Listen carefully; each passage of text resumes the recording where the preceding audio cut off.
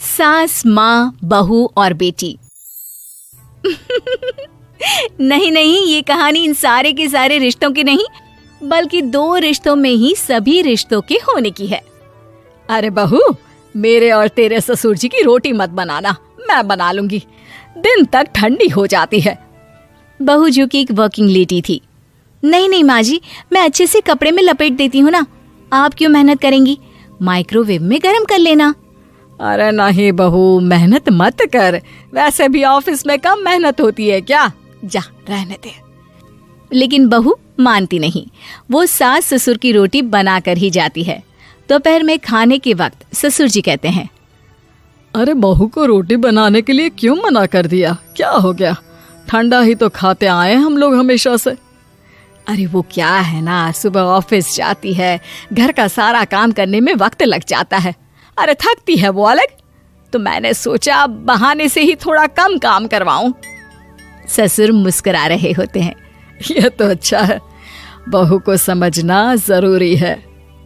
वक्त बीत रहा था, घर में सब खुश थे कि एक दिन, माँ जी आप शाम को थोड़ा टहलने निकला करें, घर पर रह रहकर हड्डियां जाम होती है, पापा को भी ले जाया करिए, मैं वक्त पर तो आ जाती हूँ। बहू ठीक 5 बजे ऑफिस से घर आ जाती है। फिर चाय नाश्ता बनाकर सास ससुर के साथ बैठती, उन लोगों को सारा दिन का हाल बताती। रात को पति घर आता है। क्या बात है बेटा, ऑफिस से आकर कभी हम लोगों के साथ भी बैठा कर।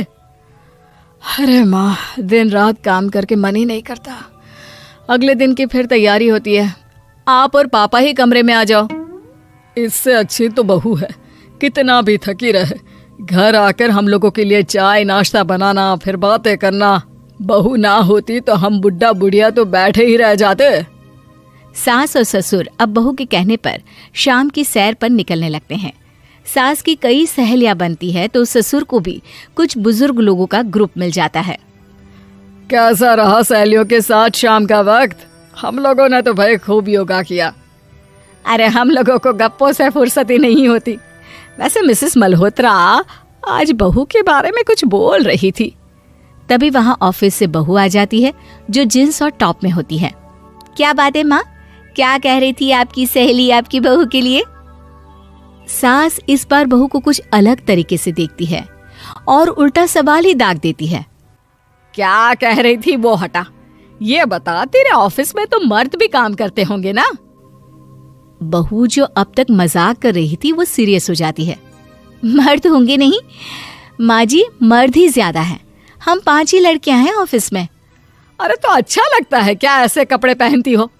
कल से तुम ना साड़ी पहनकर ऑफिस जाना, और हाँ, शाम का नाश्ता थोड़ा जल्दी बनाया करो, नाश्ता बनाकर बाद में ही ऑफिस के कपड़े चेंज करने जाना।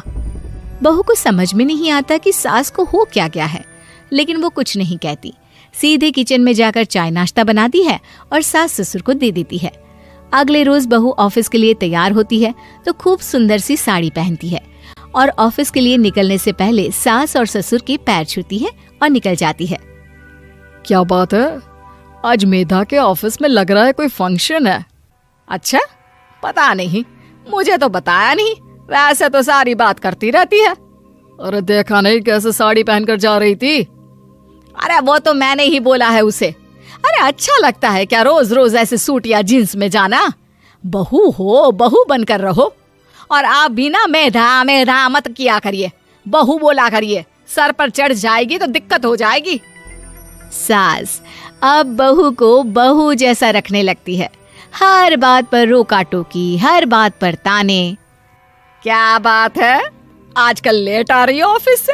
अरे चाय के लिए भी देर हो जाती है, हम लोग फिर पार्क में भी देर से पहुंचते हैं।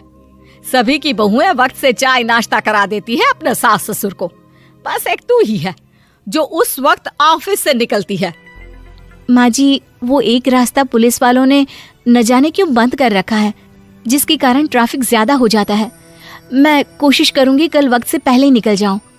ससुर देख रहे होते हैं कि बहू अब परेशान सी रहने लगी है। एक रोज, मेधा, बेटी मेधा। जी पिताजी। बेटा देख जरा कौन सी टी शर्ट अच्छी लग रही है। वो क्या है ना, शाम को सब बदल बदल कर टी शर्ट पहनते हैं, मैं भी सोच रहा हूँ कि आज कुछ अच्छा सा पहन कर जाऊं। हाँ पिताजी, ये सही है। ये लाल वाली ना बहुत जचेगी आप पर। मेरे पापा पर भी डार्क रंग बहुत जचता है। क्या चल रहा है?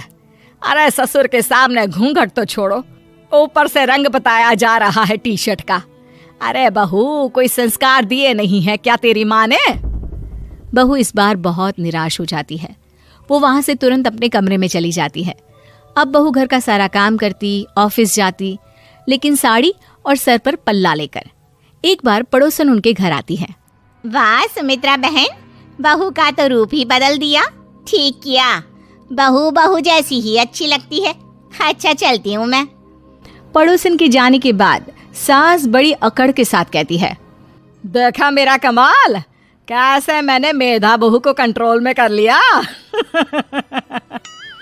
अब बारी ससुर के बोलने की थी।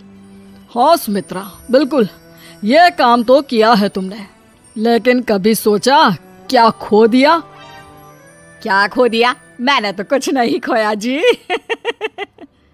खोया है, पहले बहू जब ऑफिस जाती तुम्हारे पैर छूकर तुम्हें गले लगाती, लेकिन अब सिर्फ पैर छूती है।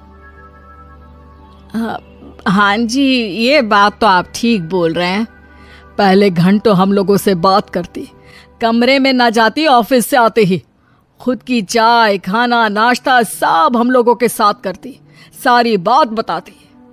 लेकिन क्या तुम्हें पता है, बहू की तबीयत खराब चल रही है, वो माँ बनने वाली है। ये बात मुझे बेटे ने बताई कि तुम्हें बता दूं। अब सास की आंख में आंसू थे। वो